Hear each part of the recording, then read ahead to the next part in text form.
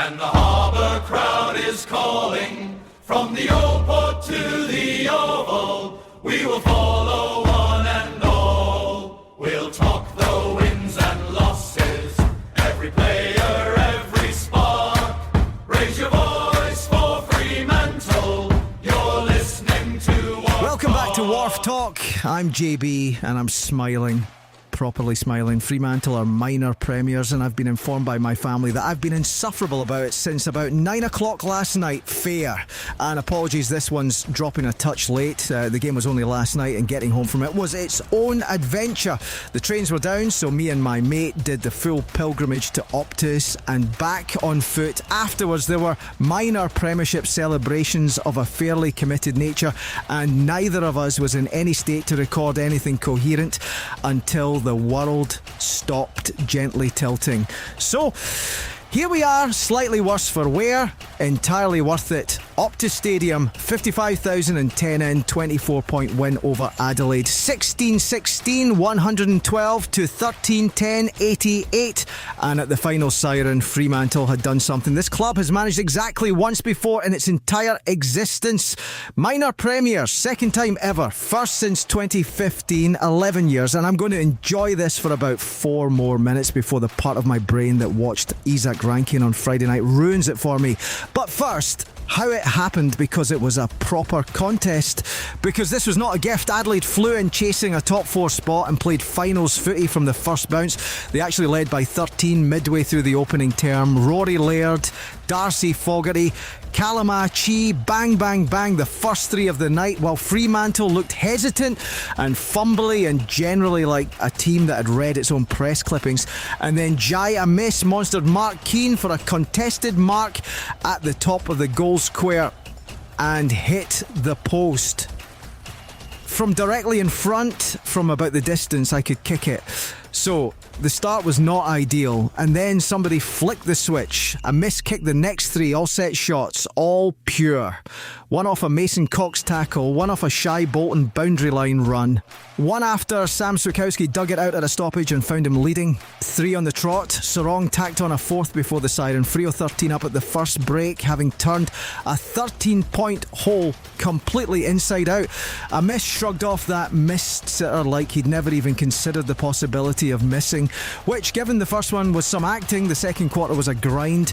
Coaches locked it down and Adelaide clawed back to within 5 by the main break. Josh Rakele snapped 2. Zach Taylor snuck one through that took a wicked bounce past Brennan Cox in a manner that felt personally insulting. And Isaiah Dudley won a high contact free and a tackle from Isaac Cumming, and there'll be people calling it a duck. Here's where I back our bloke. I think that's a free every day of the week. Dudley's a small player. He plays low to the ground, and getting your hands up around someone that size is on the tackler. That's the advantage a good small forward brings, and he's brilliant at it. It's not a duck, it's a skill. Pay it. Goal, Freo by 12 onwards.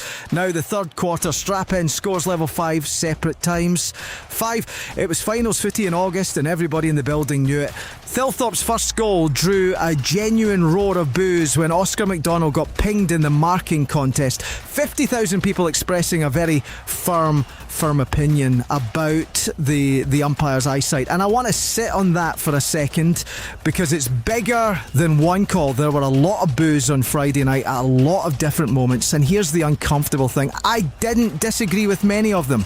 And I'm not sitting here crying that Freo got robbed, because we didn't. Adelaide actually led the free count in the second half, and I'll get to that. This isn't a they were against us whinge. My problem is the consistency, full stop.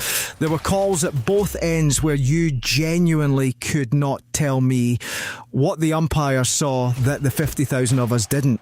And that's the real concern, because when players can't predict how a contest is going to be adjudicated from 1 minute to the next, they stop knowing how to tackle safely.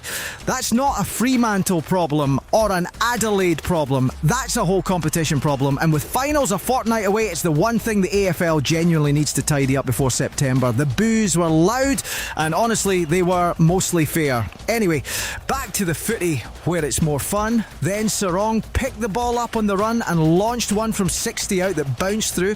Well, a genuine get up out of your seat goal to level it for the 5th time. Brayshaw then dribbled one off the outside of his boot, out of a centre bounce to nudge Freo 7 up at the last change, 76-69. My heart rate at this point not ideal. Then the last quarter, and this is the bit I want on a plaque somewhere.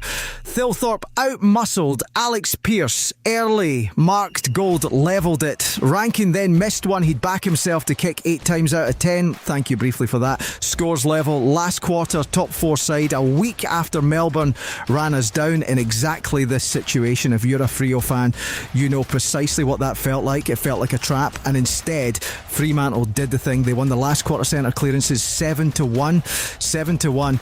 Jackson and Sarong combined for 5 of them. Dawson got Adelaide's lonely one, and the Dockers just took the game at the source and refused to give it back. Frederick threaded a clutch set shot from an angle that had no business going through. A miss rammed his 5th from the square off a Voss crumb.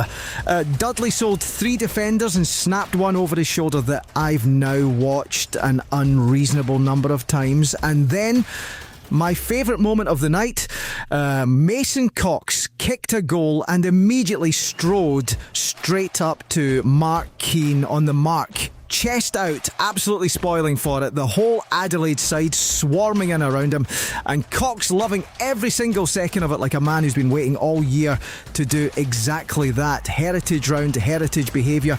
Bolton bombed one from distance with 2 minutes left, and that mercifully was that. Now here's why that 7-1 is the whole episode. 1 week ago, Melbourne overran us late at the MCG. We had the ball, we had the ground, and we lost it in the final minutes because we couldn't win the moment that mattered. Friday was the mirror image, frame for frame, scores level, last quarter, finals heat against a top 4 side.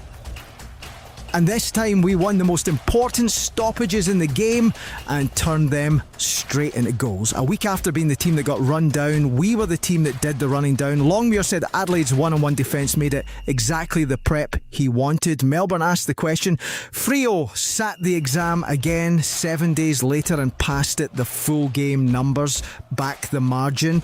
Contested ball was near enough to even. Adelaide 135, Freo 134, but we won everywhere else that counts. Uncontested possessions 210 to 167, disposal efficiency 77 to 68, clearances 44 to 38, hitouts 54 to 39, with Jackson taking 33 of them for a 5-point game at half time. We were well on top. Adelaide did brilliantly to hang in it as long as they did, and the pressure showed up where it went missing against Melbourne. Tackles inside 50, 12-8 our way. A week after losing that count, 16-6, the physical edge came home. Right, now the part where my smile does a little wobble, the honest part. Isaac Rankin was in a beaten side, arguably the best player on the ground, and it's not especially close. 39 disposals, 15 contested, 10 clearances, 13 score involvements, game high, 6 tackles, 717 metres gained. 14 of those touches in the first quarter alone before some of us had settled into the couch. And here's my honest worry, and I'd have said it if we'd lost by 10. If you shut Rankin out of that game, Fremantle win comfortably. He's the one Adelaide player who can drag a contest their way on his own, and we never got near him. If I'm sitting in the coach's box, he's got a tag on him by half time. We didn't do it, we barely located him. He's the number 1 rated player in the whole competition since round 18, ahead of Dykos, ahead of Ashcroft, and his own coach reckons he's playing the best footy of his life right now. We never found an answer for him. We won by 24 anyway, and here's the thing that lets me keep smiling. For all 39 of those disposals, Rankin kicked 1 goal. 1. Adelaide got a mountain of the ball through him and Dawson and could not turn it into a scoreboard. So the glass half full is that we beat a bloke having a career night by 4 goals. The glass half empty is that in September, a star with 39 touches usually does more damage than that, and we might not get away with it twice. That's the one genuine thing to fix, and it's worth fixing before somebody makes us pay. Oh, and while we're being scrupulously fair, Adelaide led the free kick count 10-3 in the second half. Naming it so nobody accuses me of only counting the ones that annoy me. The whistle went their way after the break, didn't matter, but it's true, and this is an honest show. To the milestones, because there are a pile of them. 19-3, the first 19-win home and away season in club history, which also equals West Coast's 1991 record for a WA club, and I will be enjoying that particular detail at the next family gathering. 12-0 at home, a perfect fortress. Luke Ryan brought up his 200th game, the 13th Docker ever to get there, and set up Amos's first goal with a pinpoint inside 50 for good measure. And the 55,010 through the gate made it 9 straight home crowds north of 50,000, a single season record for the club.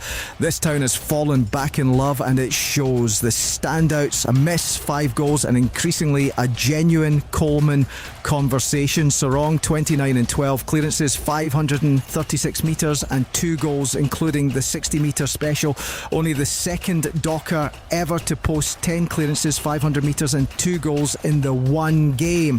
Bolton 27 touches, a game high 929 metres and 15 inside 50s, which is a genuinely absurd number for one player. Dudley 3 goals from 8 touches, the definition of impact over volume. Jackson 20 and 33 hitouts and the ruck when the game was won.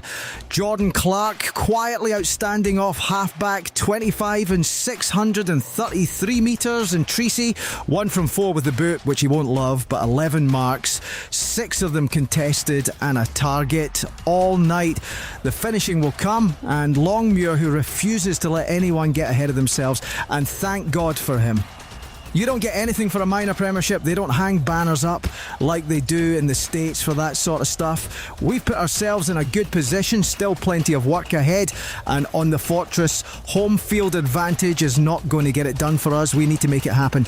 That is exactly the temperature this club needs to keep. Enjoy the night, bin the celebration. By Sunday, back to work. Quick one on Pearce, knee scare in the third, came off, got it checked, played on, and the club's reported no injury and says it's not concerned. Those are their words, and I'm leaving them there. Fingers crossed. Watch this space over the fortnight. No, I'm not going to speculate. I've decided to be an adult about at least one thing this episode. Next up, Carlton at Marvel, Saturday the 22nd, 1:15. Top spots locked, so there's no ladder pressure, but Longmuir's already ruled out treating it as a stroll, and with the pre-finals bye coming after round 24 anyway, there's no reason to wrap anyone in cotton wool.